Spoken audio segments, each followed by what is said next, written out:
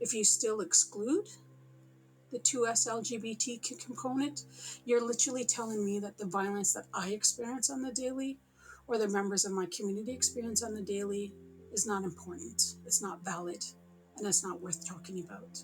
So until we move from that space to including the actual longer acronym, I think the quality of life is not going to change.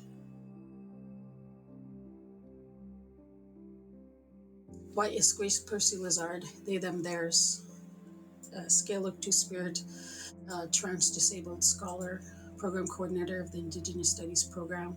Well, first, I always center everything as an Indigenous person. I am a faculty member, I am a researcher, and I'm a clinician as a social worker for 35 plus years. But yet those are systems, as if we critically engage and unpack, they continue to cause harm to First Nations, Métis, Inuit, Afro-Indigenous, Black Indigenous, 2SLGBTQQIA communities. And so I name the ways in which I'm complicit. And so in doing so, I acknowledge we need to have a different framework.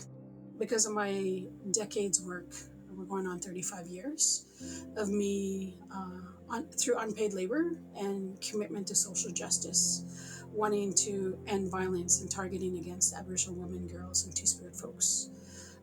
Was invited by Dr. Albert McLeod to be part of the Two-Spirit Sub-Working Group, that as the head writer, to bring everything together. What we had done was based on the labor of those who came before us in terms of 2SLGBTQQIA elders, activists, and those who just wanted the targeting to stop. I almost had to ask for forgiveness in the sense that this fruit is not going to be experienced for another 2 or 3 generations. Right, because the rates of suicide, the rates of bullying, the rates of gender-based violence against the 2SLGBTQQIA plus folks is still very high. The work never stops. I get that document finished, and now what? There's always 500 more things to do.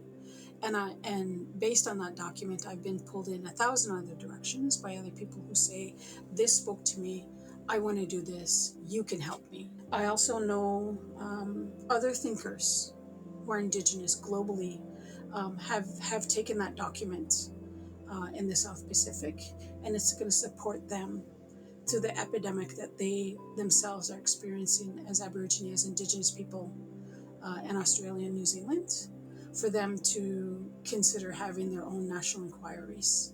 To identify and to say that these current conditions are an apocalypse for Indigenous people, there needs to be hope. And I know hope is a dangerous thing because it can be soul-sucking, spirit-killing. But as an Indigenous thinker, scholar, connected to community, and responsibilities to agreements in community, it's important that I think that I need to, in collaboration, co-create the conditions where we can reimagine another future as possible.